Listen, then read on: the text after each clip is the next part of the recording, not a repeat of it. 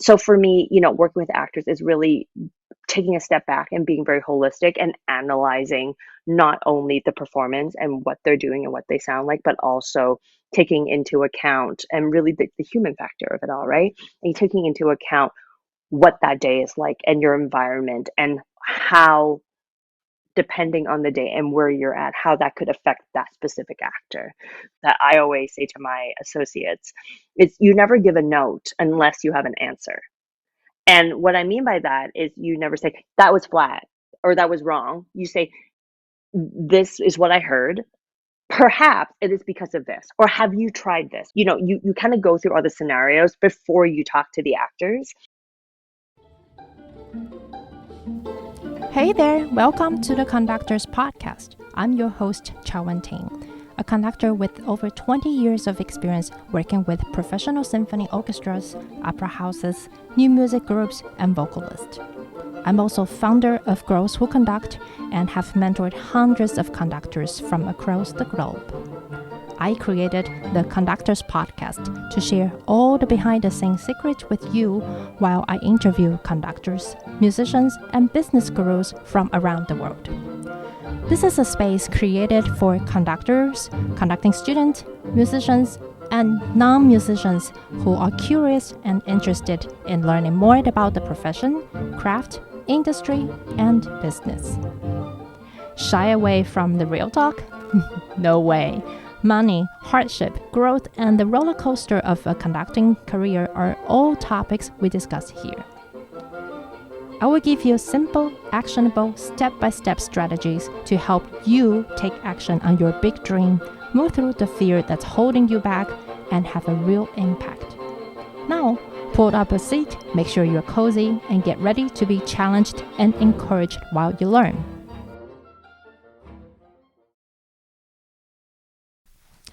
Hi there! Welcome to another episode of the Conductor's Podcast. I'm your host, Ting, and I'm thrilled that you're tuning in with me today. If you're loving the podcast, please share it with someone who you think would benefit from the shows, and I would really appreciate it. In today's episode, I'm interviewing a dear friend, Ling, who is music director and conductor of the Hamilton Broadway show. I was connected with Lily through the mentorship program offered by the Maestra Music, an organization supporting women and non-binary musicians working in musical theater.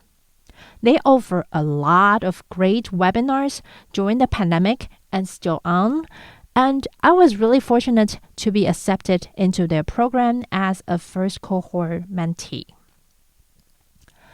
Full disclosure, I'm not terribly familiar with the industry or practices of musical theater, but through Maestra Music, I have made a lot of friends in the field, and it's just a great organization with a lot of wonderful people supporting each other. So I would really encourage you to check out their great works, and of course, their link will be in the show note. In today's conversation with Lily, you will hear me asking a lot of questions based on my assumptions of the profession. And her insider responses and her genuine sharing are something that I love about her as a person and a great musician. Ling is a Toronto-based musician and the current music director and conductor for the And Peggy tour of Hamilton. She is the first female to hold the title of music director and also the first person of East Asian descent to conduct the production. Most recently, Lily served as the vocal music coordinator for the Netflix movie adaptation of 13, the musical. Other theatrical credits highlight include music director and conductor for 20th anniversary off-Broadway revival of John and Jane, and associate music director and vocal coach for the Chinese language premiere of The Lion King. She holds a BM in piano performance from the University of Toronto and an MFA in music direction from Penn State University. She is currently pursuing a Doctor of Education degree in music and music education at Teachers College at the Columbia University. Welcome to the show, Lily. I'm so thrilled to welcome you to the Conductors podcast, and I can't wait for you to share your story and experience with my audience. Hi, thanks for having me. I'm so excited to join. So, before we get started, though, will you please give everybody a brief intro, just a little bit about your background and how you get to where you are right now?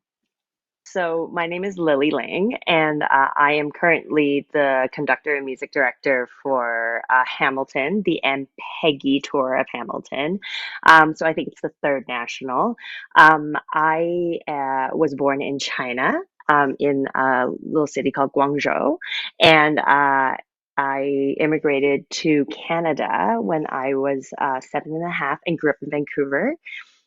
So I always joke that I'm a double immigrant working in the States. And I left for Toronto for my undergrad. My undergrad is in piano performance. I actually, interestingly enough, started in pre-med, being the only child of Chinese immigrants.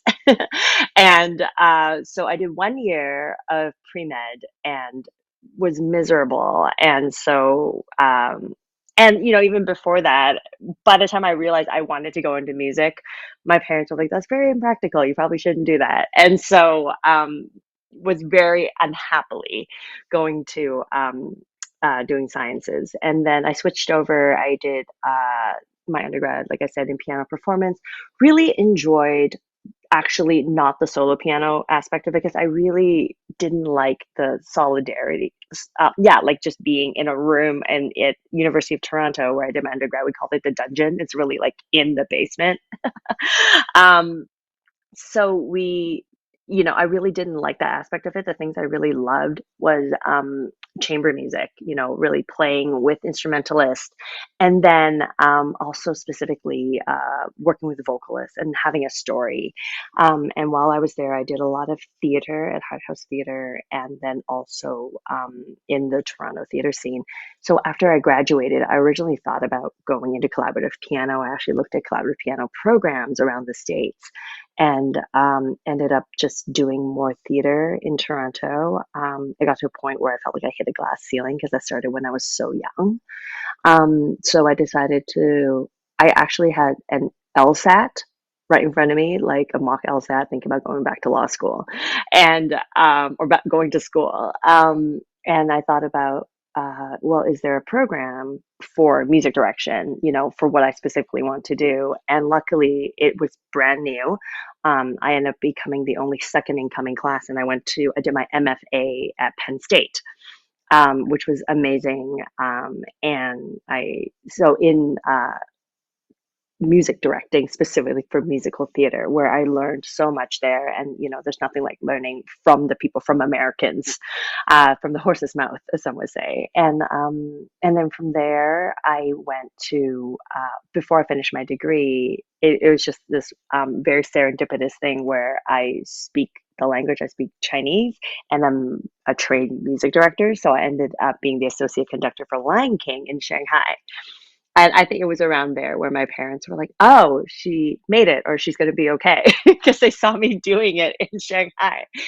Um, and then, very luckily, through actually my grad school at Penn State connections, my upperclassman, Roberto Sinha, ended up getting the job as the conductor for Hamilton for the second national tour.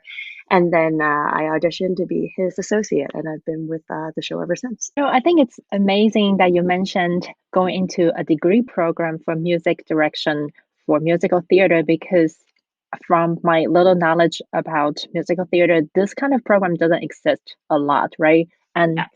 there are only a few of them. So I guess that a lot of my audience, and also including myself, are less familiar with the musical theater theme. Could you just tell us a little bit about how you work as music director? So in terms of schooling, it's really interesting. For the longest time, there was no school for it. It's really a craft and you learn by doing. And so many of the music directors on Broadway and the legendary music directors um, all come from different walks of life. I always joke around saying nobody grows up. They're like, I want to be a doctor. I want to be a lawyer. I want to be X, Y, and Z. But I doubt most people ever say, when I grow up, I want to conduct a Broadway show. So it's very kind of nobody knows kind of what the job is until you get in the room and you do it. And I think if you were to survey all the music directors on Broadway who are currently working on Broadway, they would have a different definition of the job and what they do. And that's kind of what makes it exciting, but also like it's hard to define. So in terms of schooling, yeah, and I think the best example I like to give is Paul Gemignani. And Paul Gemignani is the legendary conductor, one of the conductors for Stephen Sondheim. And he was Sondheim's drummer for a bit. And then, so he was a drummer. You know, there are people who were organists, people who were conductors, who were performers, who were arrangers, myself, you know, who are pianists. Everybody comes from different walks of life. And so we all, you know, entered the industry, into the trade at different ways and different times. And I always like to say that I personally, the way I see it is I'm an amalgamation of all the people who I've worked under. And the only way to learn is to work with people, is to really apprentice, you know, in that sense, and watch. And then all the different productions I've worked on, the different music directors I've worked under, you know, I take kind of the best parts of their job, in whether it's the conducting, whether it's the piano playing, whether it is the bedside manners of how to talk to actors and how to know and how to work with musicians, rehearsal technique, all of that. And then you kind of soak it up and it goes through a centrifuge and it becomes yours. And that's who I am. And hopefully, you know, people that I mentor who end up working under me, they learn from me and then they make their own as well. So that was kind of how I think, you know, it was done for a long time. And it's weird because like I'm a Canadian, like doing the American art form as well. So, you know, I only have a very narrow experience or perspective. And then schools started popping up. I think it really started in the UK where you could get like a 1 year MA program, but like, you know, MAs aren't really recognized in North America. So one of the first programs that popped up is a program that I started at. It is at Penn State. They only took two every 2 years, and it was started by Dan Riddle, who is a conductor who, if you know the light in the piazza, he is the piano. Like it's one of like known as one of the hardest scores on Broadway, and like he was the pianist at Lincoln Center. He's conducted many shows, and was a classical pianist growing up. Got like two Fulbrights to learn in the as a opera conductor. So I started there, and I know now there are more programs that have crept up. You know, if you're interested in doing that, there at CCM, there and at Michigan, there are programs where they work in conjunction with the theater programs, and that's how you would do it. Or some people they will go and get a conducting degree, but because that school has a very healthy and well-established theater program, that's how they get connected. So that is one way of doing it. There are also many people who show up on Broadway. And like I said, as a trade, so when you're talking about the associate, you know, you have the music, there's the music supervisor, music director, the associate, assistant, then you have like interns and, you know, and I think each production's definition of what those posts are different. I think if you were to work in a regional theater or a community theater, you probably won't have associates or assistants, you know, because there's probably the budget for like one music director and they do everything. It's all encompassing. If you're working on a big Broadway show, then you would have a music supervisor who basically oversees the integrity and equality of the piece, and they are kind of the liaison between the composer, the choreographer, the director, the arranger, the programmer, and then the music. Then you have a music director, and a lot of times, a great example of it would be like Alex Lacamoire with Hamilton, Stephen Oremus with a lot of his shows, where the music director and music supervisor is the same person. And so they end up conducting the show as well. So, you know, the music supervisor doesn't always execute, whereas the music director does. You know, they are on the podium, they play. Usually on opening night, they're the ones who are at the podium conducting the show. So music directors execute, and then you have their associate who's usually second in line. And so when the music director steps back, or if they take a vacation, or they need to rehearse or note the show, then the associate steps up most of the time and they conduct. A lot of times when there are keyboard books, the associate's probably playing one of the keyboard books as well. On Hamilton, I can only speak for the associate is the second keyboard. And then the assistant is probably third in line. They usually maybe play rehearsals. They're always the first one to sub into the pit when so it's kind of the step ladder thing. And then as a trade, going back to the education part of it, I think for a while, for a long time, and I think it's still happening now, rather than going to school, you learn on the job. So there's the intern or the music assistant position where you're in the room and you get to be in the room and you don't maybe do a lot of playing, but you do a lot of observing. So most of those assistants are probably well versed in finale. They are or Sibelius, depending on where you are, but Broadway's finale. Probably in logic, and probably somebody who's very organized so that they are the ones who are making changes and liaisoning and doing a lot of the paperwork and making sure that the band and the music directors have printed out sheets for the next day, in terms of sheet music and things like that. And then when the time comes, hopefully they will be prepared, and then you say, "Oh, we need a pianist." So the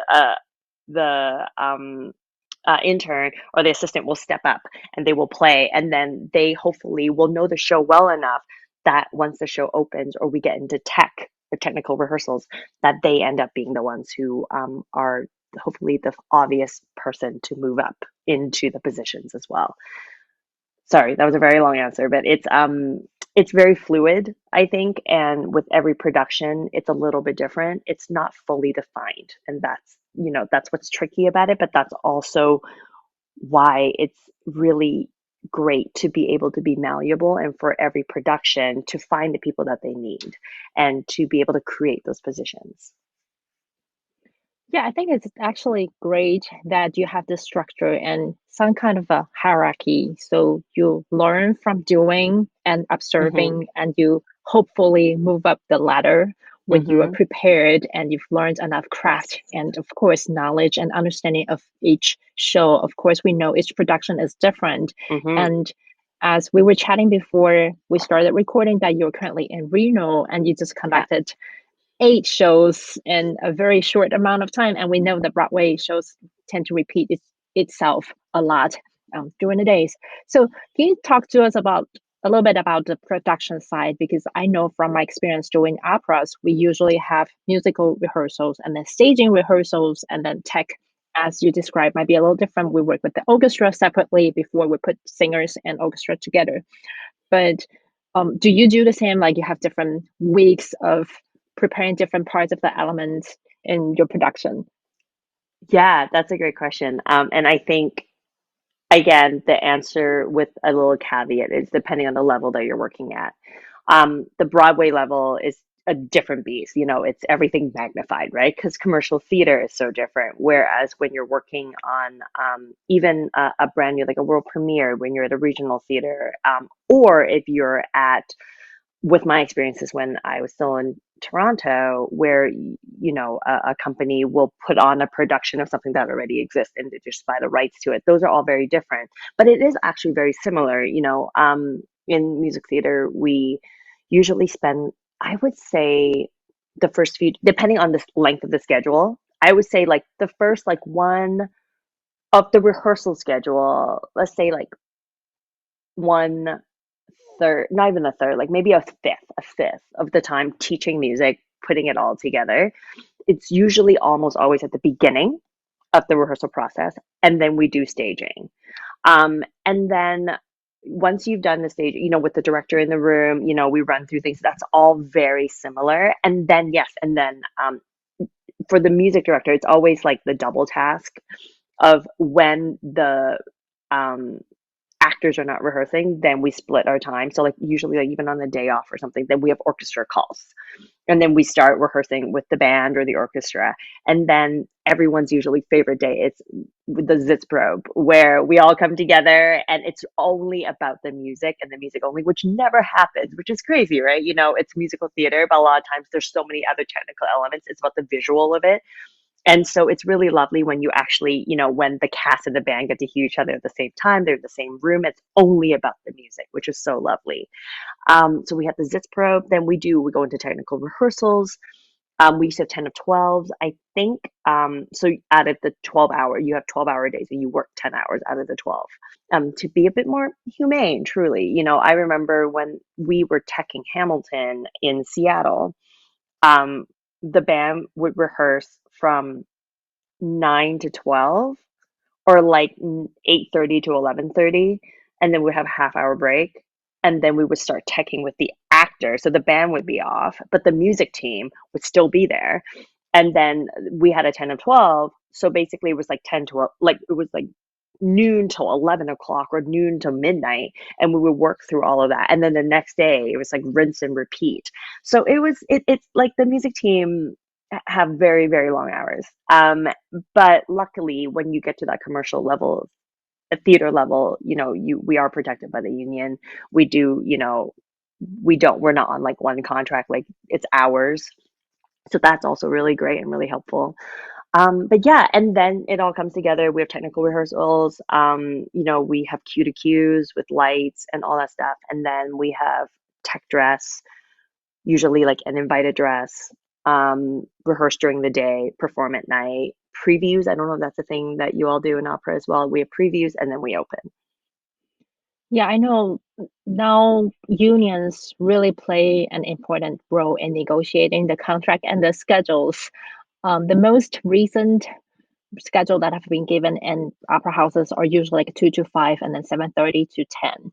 But you know, like in between those rehearsals, of course you're there working, meeting others, and so the 6 hour day actually becomes 10 to 12 hours for the musical Yeah, staff, yeah, not on a book.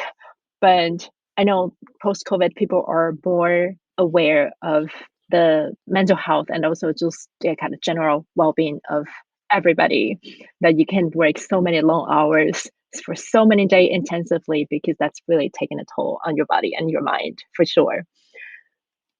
yeah. I think it. I was just having this discussion with one of our actors, and it's, you know, it's one of those things where it's interesting, right? And I only speak for theater and not for opera.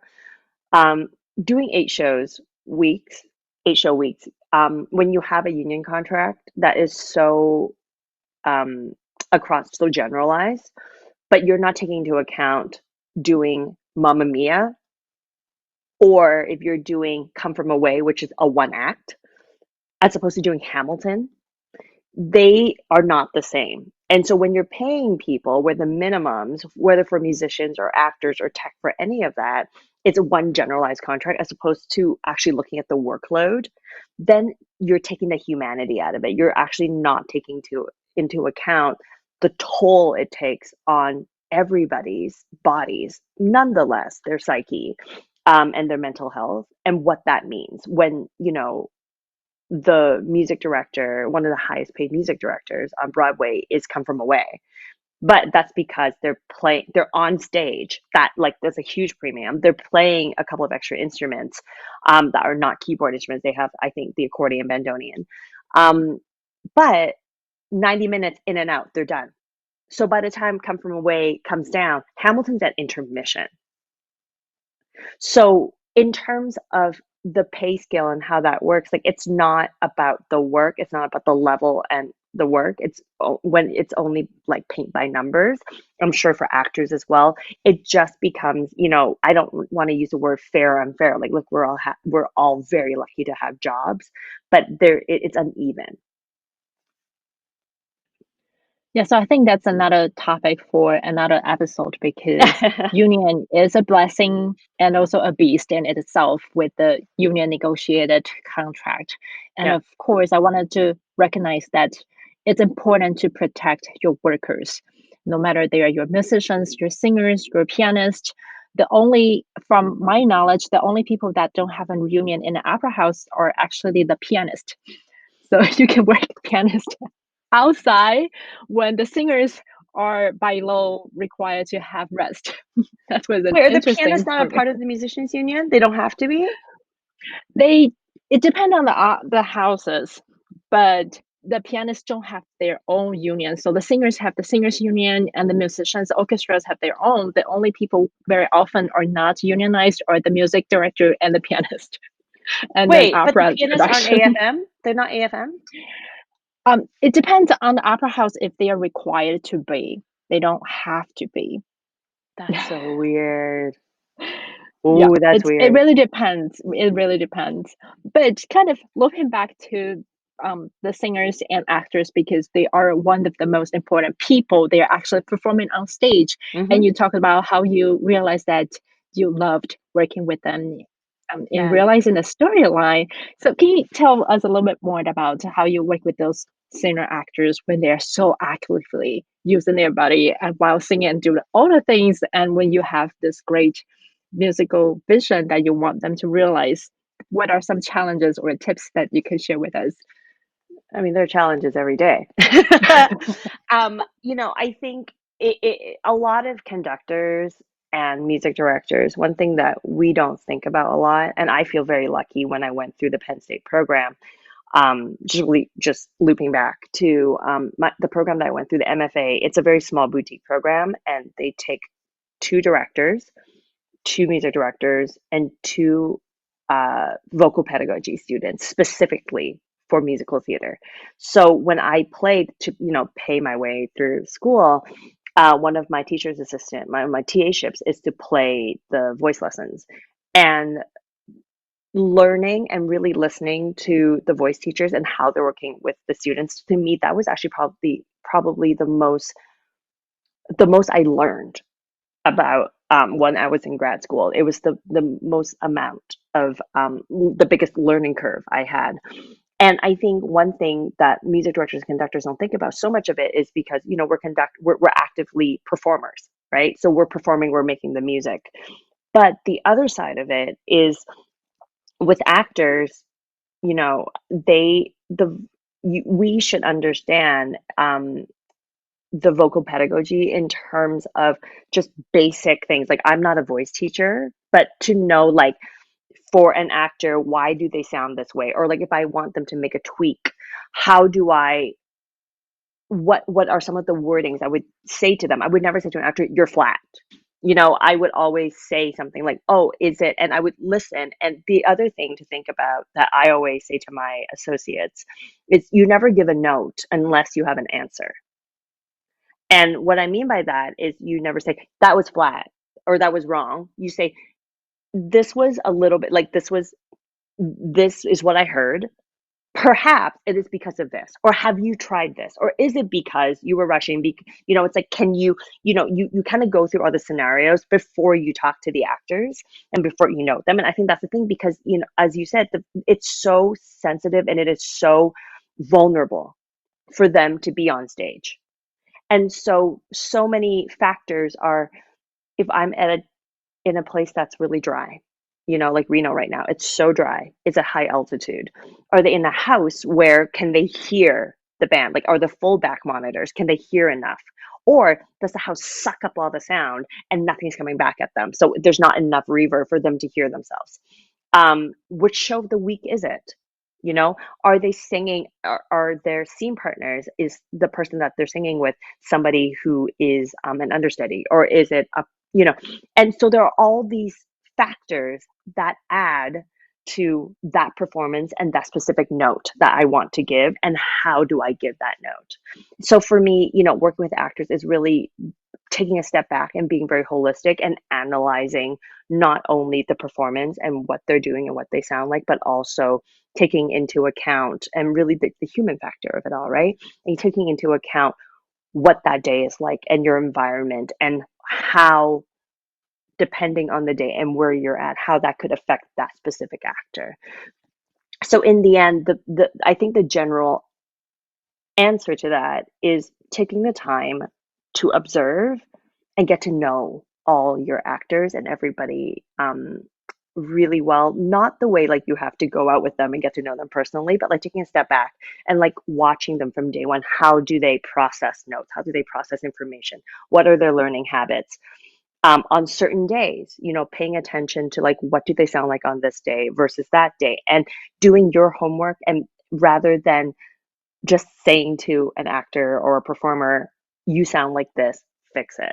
So I think it's so much about empowering them to problem solve on their own rather than just dictating. And I think that's for me, that is my philosophy as a music director, which is to have mutual respect and to empower them to be the best they can be on that specific day, on that specific performance, as opposed to the old kind of the old system of, the conductor is the be all and end all, and we are going to, I really don't like that. I think it's about trust and making sure that everybody feels good. And I know we use the word safe a lot, which I don't really like, but they feel like they can be the best version on that specific day and that specific performance, I think is the way I like to think about it.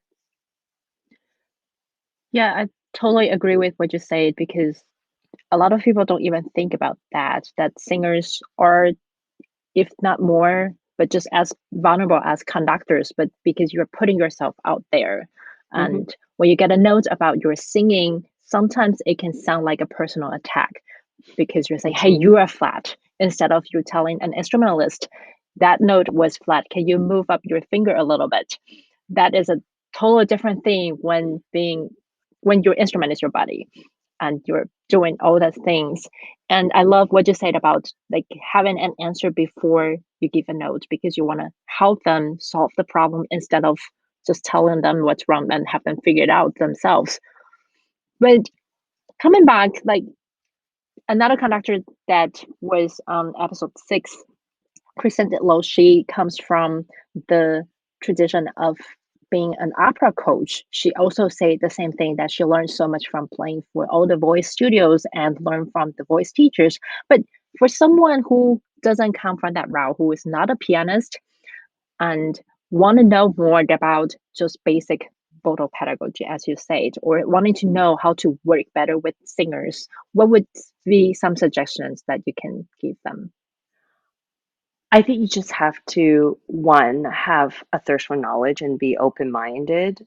Right now, we are in a place where there's so many things that are online as well. So I think taking classes and really investing your time, and also really, if you have the means to invest the money into like going to coachings, going to open master classes, right? I think when we're talking about the classical part of it, I know like in at University of Toronto where I did my undergrad, they're open master classes all the time, for all instrumentalists. And really like going to those schools, going to their websites, and looking at like where are the open master classes, are certain things now online or are they off, are they in person, and investing the time to learn and always being curious. Um, a good example is coming back to Hamilton. I I wanted to give the tools to my cast of how to restart, but restart in not like day one we're singing this music and we're gonna hurt our voices, because being very cognizant that this music is very demanding, and also they haven't sung in like 17 months. Some of them have, but they haven't done this type of singing, and so I personally invested and like took a couple of voice lessons with a New York voice teacher who works on Broadway shows. And I basically just said, I'm working on this. I'm coming back to Hamilton. What are some trappings? And that voice teacher went, one, the women are all in corsets. So just breathing, giving them breathing exercises and certain things like that. So I think it's investing, remembering that like as we are helping and being helping the actors, we are also investing in ourselves and our knowledge, and there's never too much knowledge. We, for some reason, don't think about professional development, in a lot of other industries and a lot of other professions, they have conferences. They go to, or like teachers, they have professional development days. For us and for actors and musicians, for some reason, a lot of people that I've worked with, or even students that I've taught, have this idea that like once I get out of school, I've learned everything that I've learned, and now I'm out here, now I'm a professional. And I think that's, in my opinion, very incorrect. I think you have, through school, you have gotten the foundations of what you need to know, hopefully a good foundation. But the learning starts once you actually graduate. And the learning starts in the professional world. And every time you step into a room is a learning opportunity, whether it's you're learning from somebody because you are interning, you're observing, and or through a bad experience and you've learned what you don't want to do. You've learned the type of people you don't want to be associated with, or you've learned from other people's mistakes, which I think is always the best. Observing, and you learn from people's mistakes and you go, oh, I probably shouldn't do this or say it like that, or, and this approach isn't right. And you see how the room responds to not good rehearsal technique. And so I think there's that part of it as well. If you are not a pianist and or you're not a singer, which is completely fine, then it's being very honest with yourself about what you are lacking in your repertoire of tools. I think your tool belt, as I like to say, and investing the time and some money into professional development. So coming back from what you said about professional development, I think it's super important. And the other end of it, as I see, is actually about mentorship, because Broadway, from my understanding, has traditionally been a very closed trade, as opposed to a lot of other conducting fields as well. Like you only have to get into the circle before you can learn from the best. And we actually first connected through the mentorship program with Maestra, which is an organization supporting all women in musical theater. So, can you tell us about your idea about mentorship and how we can really invest in the younger generation to open the doors to more people interested in learning, continuing to learn, and to benefit from what we have learned, what our knowledge was from observing all these great masters? Yeah, I think one maybe verbiage I want to change with what you said. I don't think Broadway has ever been closed. I think actually Broadway is probably one of the most open um, artistic communities, because everybody comes from different walks of life. I think it is niche. So therefore, people don't know how to get in. But from my experience, from when I was in grad school up until now, it is probably one of the most merit-based places. Broadway, not music theater, like in like different places, not regional music theater, but Broadway, New York. Um, they are hungry for new names, people who are really good at their jobs. Obviously, everybody who's in New York is really good at their job. So then the other side of it is like, are you a good person? Or people would say, are you a good hang? You know, are you someone that people want to work with? Um, and so the only thing I would push back a little bit on is that it's a niche thing. But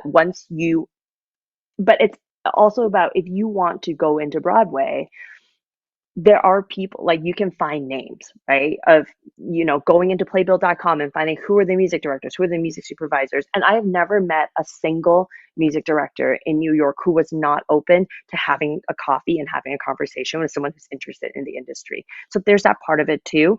And so it is, it feels kind of nebulous and people don't know it. But once you just take a step in and you make that effort for you to actually, the grand you, whoever's interested, to actually reach out, they are one of the most welcoming communities I've ever been a part of. So then again, that idea of like having the onus, right? Having personal responsibility of wanting to and having that drive. Now, with that being said, I think the mentorship with Muse and with Maestra has been amazing, and opening things up and outreaching. And I think mentorship is so important. It's that idea of, going all the way back to the music director, the associate, the assistant. That's all mentorship. And knowing and understanding that music direction on Broadway, more than any other, I think, categories, genre of music, is the higher you get is so much less about the music. So it's actually learning about the business, learning about how to talk with actors, and like dealing with, like you were saying, like with directors and sound designers and programmers and copyists, and all of those things put together. And how do you do the job? And when you're on tour, you have company managers, you have stage management, and understanding all of that with props and with carpenter, what does that even mean, right? And so learning all of those things, I would say every opportunity when you work under somebody is a mentorship. So I think that's really important. But I also think on top of that, the outreach I think needs to start earlier, and which is what that's really important to me as well. I think as an immigrant, um, my having been here since I was very young, my parents didn't know anything about music theater. So to them, it was a lower art, right? In the Asian community, I can only speak for.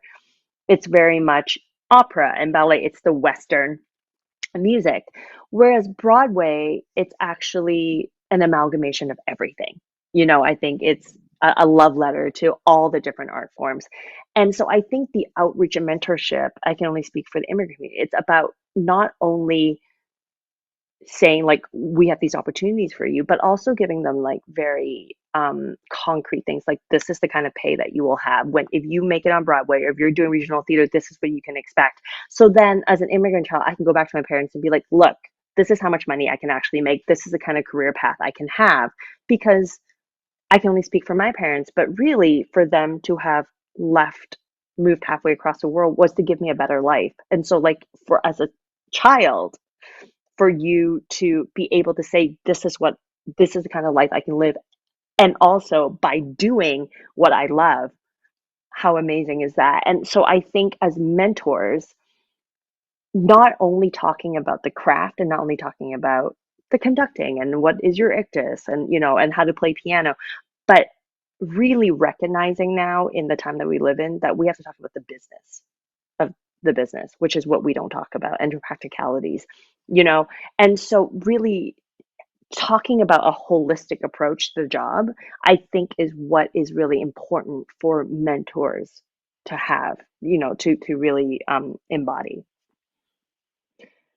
Yeah, I totally agree with it. And this is also a big reason why I'm doing this podcast, because when I was in school, no one talked to me about business. You only heard that, okay, you need to network, but how? I love that each guest coming to the podcast talks really opening about their journey. And it's a way I feel for everybody to see we all have our struggles, but we all have make our way to somewhere. Yeah, there's that old saying. I mean, I'm not quoting it, but success comes to those who are, there's a bit of luck, but like you're prepared, you know, and being open-minded about things. I think a big part of it, about what we do now, as conductors and also as mentors is it's so much about like when none of us are have taken a class in being a therapist, but so much of it, a successful music director and a successful conductor, it's somebody who like can is empathetic, and who can actually communicate and connect with their actors and their musicians, not just on the musical level, but also on as a human being, and be able to like read people and say like, oh, you are off today.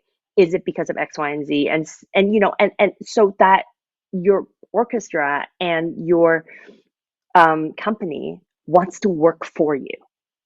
Like I think to me that is the mark of a successful music director, not somebody who is um the tyrant, the old school tyrant of it all, where people are scared of them. You don't want people like, you don't get results. You don't get the best results, especially as we've talked about with actors where they are so vulnerable.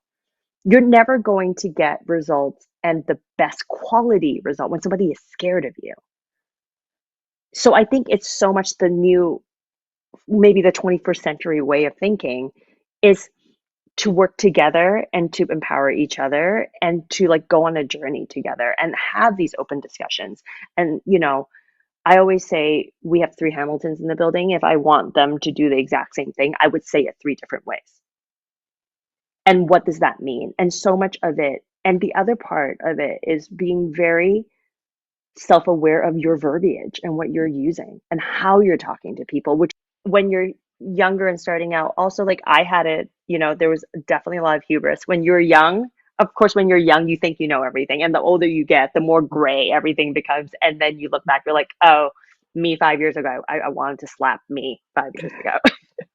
I was like, who did I think I was saying all these things and making these declarations, right? And I feel like for me, the older I've become, the more I am specific with my words and with my verbiage when I'm speaking to somebody. And I'm a bit, I know I speak very fast, but like I used to be even quicker because my brain didn't go through. And now it's like thinking about what is the most succinct way and what is the most effective way of communicating. I think that's a great way to end this and feel like you can be direct. What was the word? I And lost. honest. Yeah. And And honest honest. and kind. Thank you so much, Lily, for all you have shared. And I know you are not much on social media, but share anything that you are okay with. If anyone wants to be in touch with you, where can they find you? They can email me. I am not on social media at all. I am a very private person. But they can email me and they can get in touch with you to get my email. Great. So if you want to get in touch with Lily, you can send an email to the conductors podcast at gmail.com and list your questions, and I'll connect you with Lily. Thank you. Thank you so much. So here you have it, my friends, and I hope that you enjoyed the conversation as much as I did. I always love chatting with Lily, not only for our similar cultural background, but also for her perseverance and eagerness to mentor the next generation. Moreover, she is one of the most authentic and genuine people I know, and she always speaks from the bottom of her heart when sharing information. Before today's show, did you also have some presumptions like me about the musical theater industry? I hope the information that we shared today was useful to you, and I was curious, what was your biggest takeaway? For me, it was the advice of don't give a note if you don't have a solution. It's sometimes so easy for us to pick on others' mistakes and to correct our colleagues, and I sometimes forget how I can make the comment constructive. Yes, of course, we don't want to step on toes, but being ready and able to provide some potential solutions to your musicians will go a long way in your career. Next week, I will be chatting with my friend Kira Omechenko on tips for working with strings. Even if you work primarily with wind ensembles or with choir, she still gives great insight on how to navigate in an area that might be less familiar for you. So stay tuned. As always, if you're loving this show, please don't forget to subscribe and leave a review. This will be the greatest encouragement for me. And I'll see you next week at the same time, same place. Bye for now.